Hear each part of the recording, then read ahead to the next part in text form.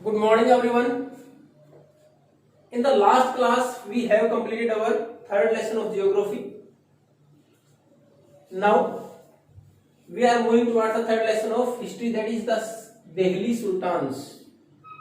कि हमारे यहाँ जो सल्तनत पीरियड स्टार्ट हुआ, सुल्तानों का जो समय हुआ दिल्ली में, उसके बारे में हम इस लेसन में पढ़ेंगे. How they got the name sultans, how they come to the crown, शासन पर पहुंचे कैसे, किस प्रकार पहुंचे वो. अभी इसमें ब्रीफ में जब हमारे लेसन की स्टार्टिंग हुई तो उसमें दे रखा है कि हमारे यहाँ ज्यादातर जो area which was more discuss regarding the rule in India was Kaveri delta. जो हमारा ज्यादातर हमने पढ़ा इसके बारे में, इससे पहले वाले लेसन में पढ़ा हो तो हमने किसके बारे में ज्यादा पढ़ा था, कावेरी के डेल्टा के आसपास. आपने पढ़ा था राष्ट्रकूट, चोल, चेरा, पांड्याज, ये वहां के साउथ के शासक यानी साउथ के शासन के बारे में हमने ज्यादा पढ़ा. दिल्ली की उस टाइम तक कोई ज्यादा इंपॉर्टेंस नहीं थी, यानी दिल्ली एक महत्वपूर्ण सेंटर नहीं रहा पावर का उस टाइम तक, यानी 11वीं सेंचुरी तक. लेकिन 11वीं सेंचुरी के लास्ट में पहली बार जो यहां भी राजपूत शासक थे तोमर्स, उन्होंने पहली बार अपनी राजधानी बनाया था दिल्ली को. कुछ समय के बाद 12वीं सेंचुरी के मिडल में इनको किसके द्वारा हरा दिया गया, इनको हराया गया. ये 12वीं सेंचुरी की शुरुआत में बने और मिडल में इनको हरा दिया गया चौहान्स के द्वारा.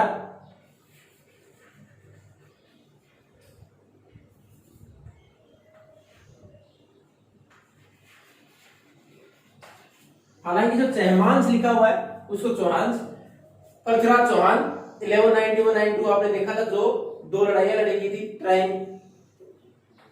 तो तोमर्स ने पहली बार दिल्ली को अपनी कैपिटल बनाया, इनकी इंपॉर्टेंस दी दिल्ली को. उसके बाद चौहान्स है, उन्होंने इनको हराने के बाद दिल्ली से ही शासन किया, जो कि अजमेर के बेसिकली अजमेर के उन्होंने दिल्ली तक शासन किया. तो उस टाइम पर ये सबसे महत्वपूर्ण दिल्ली है, महत्वपूर्ण केंद्र बना व्यापार का भी और शासन का भी.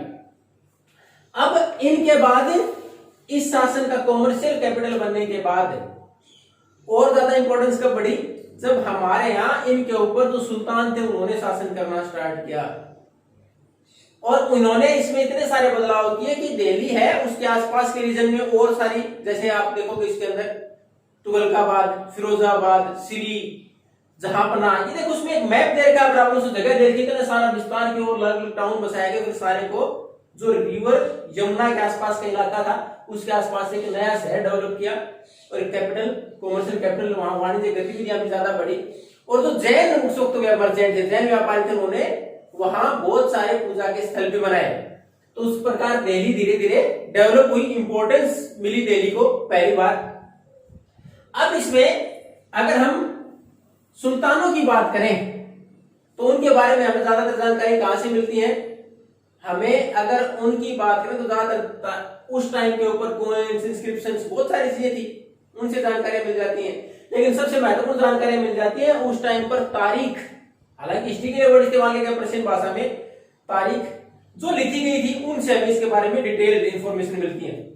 यानी दिल्ली किस प्रकार कैपिटल बनी, किस प्रकार प्रशासन किया गया, क्या क्या डेवलपमेंट किए गए, उसकी जानकारी हमें किससे मिल जाती है, जो उस टाइम पर हिस्ट्रीज लिखी गई पर्शियंस के द्वारा, शासक थे उनके दरबार में जो लोग थे उनके द्वारा लिखी गई, उनसे हमें ज्यादातर जानकारियां मिलती हैं. ये सारे लोग दे वर वेल एजुकेटेड, पढ़े लिखे लोग थे, चाहे सेक्रेटरीज, चाहे तो सरकार के अंदर जो काम करने वाले थे उनके साथ सहायक के तौर पर, सचिव के तौर पर काम किया हो, एडमिनिस्ट्रेटर चाहे प्रशासक रहे हो, चाहे उसके साथ कोर्ट दरबारी व्यक्ति रहे हो, दरबार में रहने वाले व्यक्ति हो, उन्होंने इसके बारे में लिखा, उससे हमें थोड़ी सी और डिटेल जानकारी मिल जाती है. और ज्यादातर फोकस भी किस पर किया कि जस्ट रूल, कि शासन कैसा हो, शासन इस प्रकार का हो कि राजा न्याय के तरीके से चलाए, न्याय के अनुसार ही शासन चलाए. अब उसमें एक छोटा सा आपने देखा, ये फक्र मुदबीर, इन्होंने ए सर्कल ऑफ जस्टिस एक बॉक्स में दे रखा है कि किस प्रकार न्याय का काम चलेगा. फक्र मुदबीर ने इसके लिए लिख रखा है कि हमारे यहां सर्कल ऑफ जस्टिस एक बॉक्स में दे रखा है, द सर्कल ऑफ जस्टिस. अब उसमें उसने क्या लिख रखा था, उसमें लिख रखा था कि the king can't survive without soldiers, राजा सेना के बगैर सर्वाइव नहीं कर सकता. Soldiers can't survive without salaries, अगर सैनिकों को पैसा नहीं मिलेगा, उनकी सैलरी नहीं मिलेगी तो वो सर्वाइव कैसे करेंगे. And the salary will come from the revenue collected from the peasants, तो किसानों से पैसा, खेती से जो पैसा आएगा उससे टैक्स वसूला जाएगा, उससे उनकी सैलरी जाएंगी। और किसान पैसा कब दे पाएंगे? When ever they were prosperous, जब उनके पास आमदनी होगी, साधन होगा, समर्थ होंगे, तभी तो देंगे वो टैक्स। तो इस प्रकार पूरा सर्कल बनता है न्याय का। इसलिए राजा को किस प्रकार न्याय करना चाहिए? सबको साथ लेके, good governance with just rule, अच्छा शासन न्याय के साथ चलाए वो। तो ये था सर्कल ऑफ जस्टिस। किसने लिखी है? ये इनके द्वारा किए गए विचार व्यक्त किए गए थे कि एक सर्कल ऑफ जस्टिस किस प्रकार चलेगा। पहले राजा को सेना चाहिए शासन चलाने के लिए, सैनिकों को सैलरी चाहिए, और सैनिकों की सैलरी आएगी जो टैक्स वसूला जाए किसानों से, वो किसान टैक्स कब दे पाएंगे? जब उनके पास प्रोडक्शन अच्छा होगा।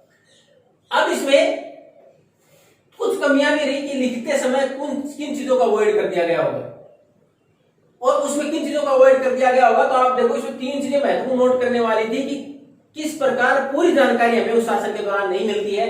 पहला, जो लोग ये लिखने वाले थे, मैंने शुरुआत में बताया, देखो एडमिनिस्ट्रेटर, सेक्रेटरीज, कोर्टियार्स, दरबारी हैं, चाहे वो प्रशासक हैं, चाहे वो सचिव रहे हो, सहायक रहे हो, उनके सारे शहर में रहते, दिल्ली में रहते थे, कैपिटल में। They very rarely live the villages, गांव में बहुत कम जाते थे। जानकारी कहां की ज्यादा मिलेगी? शहरों की मिलेगी, यानी गांव की लाइफ के बारे में जानकारी कम मिलेगी इनके द्वारा जो चीजें लिखी गई उसमें। तो शहरों की इंफॉर्मेशन ज्यादा है। दूसरा, most of them write to please the king, ज्यादातर राजा को खुश करने के लिए लिखते थे, ताकि they can get a better reward, ताकि उनको रिवार्ड अच्छा मिले, इनाम मिले। तो दूसरी इसमें कमियां क्या थी? राजा की प्रशंसा ज्यादा लिखी गई, वास्तविकता ज्यादा राजा की प्रशंसा लिखी गई। तीसरा, उन्होंने फोकस किया the ideal of society should be preserve, जो समाज के अंदर व्यवस्था है उसको बचा के रखा जाए। और कौन सी? The privilege given on the base of birth right, कि जन्म के आधार पर छूट दी गई हो, कि नोबल्स तो शासन करने के लिए पैदा हुए, उनको शासन में वापस शामिल किया जाए, यानी कोई व्यक्ति अगर दरबार में काम करता है उसका लड़का भी उस जगह पर उनके बाद जाए। दूसरा, जेंडर के बेस पर जो हमारे डिस्क्रिमिनेशन था उसको, कि इसमें सुपीरियरिटी हमेशा पुरुष को दिखाई जाए। तो इस प्रकार की व्यवस्था को बनाए रखा जाए, तीनों के ऊपर फोकस किया। यानी पहले तो शहर में रहते थे ज्यादातर, दिल्ली के अंदर ही कैपिटल में, गांव की जानकारी कम मिली। दूसरा, ये ज्यादा राजा को खुश करने के लिए। तीसरा, ये शासन व्यवस्था में चाहते थे जो आदर्श है समाज के वो बनाए रखे जाए। और वो आदर्श कौन से? कि हमारे यहाँ बर्थ राइट है, तो जन्म के आधार पर छूट मिली है, कुछ सेक्शन को मिलती रहे।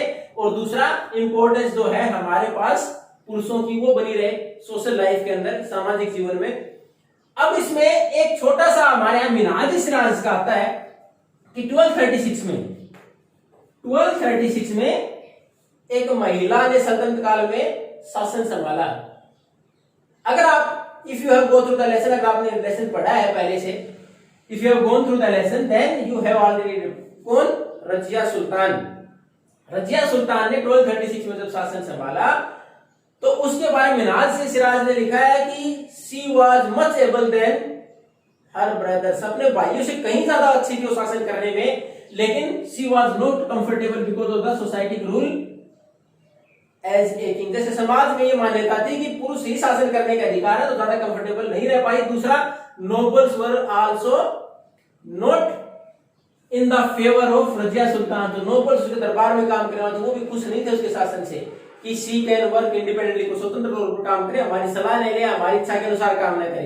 तो उसमें देखा था किस प्रकार हमारे पास इस प्रकार की मान्यता थी। मिन्हाज सिराज ने लिखा है कि उसमें एबिलिटी बहुत थी शासन करने की, she was a able ruler, अच्छी शासक थी। लेकिन प्रॉब्लम क्या थी कि समाज में मानते थे कि महिला शासन नहीं कर सकती, इसलिए वो भी ज्यादा कंफर्टेबल नहीं थी। दूसरा, इस बुक में ज्यादा एक्सप्लेन नहीं कर रखा उसको, ज्यादातर नॉन तुर्की से, तुर्की के शासक रहे ज्यादातर ये जब इन्होंने शासन किया, क्योंकि ये कौन सी स्लेव डायनेस्टी उस दौरान रही है, तो नॉन तुर्की को फेवर करती थी, तो इस वजह से भी नोबल्स थे वो नाराज थे दरबार में। अब हमारे पास इसमें था कि हमारे सल्तनत काल की बात करें, सुल्तान की बात करें, तो हमारे पास महत्वपूर्ण 5 डायनेस्टीज रही।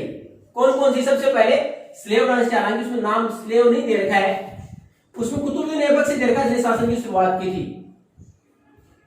उसने शासन की शुरुआत की 1206 से 1210 1210 तक शासन किया, तो उसमें कुतुबुद्दीन ऐबक का दे रखा है, तो स्लेव डायनेस्टी जिसने उसकी शुरुआत की। उसके बाद हमारे दे रखा खलजी डायनेस्टी, उसके बाद दे रखा हमारा तुगलक डायनेस्टी, उसके बाद सैयद और लास्ट लोधी डायनेस्टी। ये 5 डायनेस्टी हमारे पास सल्तनत काल में है। And we are going to know about all these one by one in the next class. तो तब तक इनका ध्यान रखें, एक बार वापस पढ़ें। If you have any doubt then you can ask. ये हमारे पास दिल्ली सल्तनत, इसमें महत्वपूर्ण 5 डायनेस्टीज और जिनको सुल्तान कहा गया, क्यों कहा गया, वो सारी चीजें हम डिस्कस करेंगे हमारी नेक्स्ट क्लास में। Thank you and have a nice day.